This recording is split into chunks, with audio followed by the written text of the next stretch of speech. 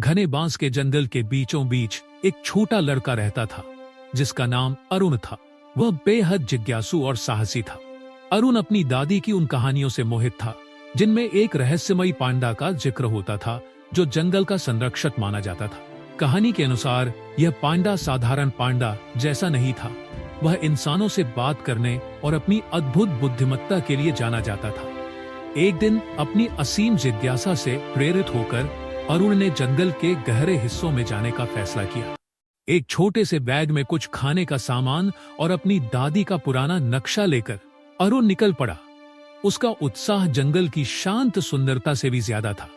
जंगल में आगे बढ़ते हुए अरुण को अचानक पीछे से कुछ सरसराहट की आवाज सुनाई दी। उसने मुड़कर देखा तो वह सामने उसी पांडा के साथ खड़ा था जिसकी कहानियां उसने सुनी थी।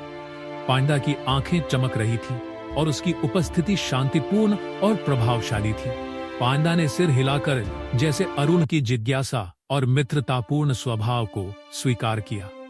अरुण ने बिना डरे कहा, नमस्ते, क्या आप इस जंगल के संरक्षक हैं? पांडा ने मुस्कुराते हुए सिर हिलाया और कोमल आवाज में कहा, हाँ, मुझे इस पवित्र भूमि का संरक्षक जिंग कहते हैं।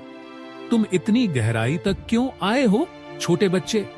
अरुण ने उत्साहपूर्वक बताया कि वह जंगल और उसके रहस्यों के बारे में अधिक जानना चाहता है। जिंग अरुण की सच्ची जिज्ञासा से प्रसन्न होकर जंगल के छिपे चमत्कारों को दिखाने के लिए तैयार हो गया। दोनों ने घंटों साथ बिताए। जिंग ने अरुण को छिपे हुए झरने, प्राचीन पेड़ और जानवरों के गुप्त रास्ते दिखाए।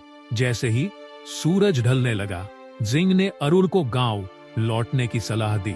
जिंग ने अरुण को प्रकृति और उसके निवासियों का सम्मान करने का महत्व समझाया। अरुण ने धन्यवाद देते हुए वादा किया कि वह जंगल की रक्षा करेगा और इसे सदा संजोएगा। उस दिन के बाद से अरुण जब भी समय मिलता जिंग से मिलने आता। वह नए सबक सीखता और जिंग को अपनी कहानियां और हंसी साझा करता। पांडा के साथ इस बंधन ने अरुण को प्रकृति की अनमोल सुंदरता और संरक्षण के महत्व का पाठ पढ़ाया। यह अनुभव अरुण के जीवन को गहराई से प्रभावित करता रहा और उसने हमेशा दुनिया को एक संरक्षक की तरह देखा।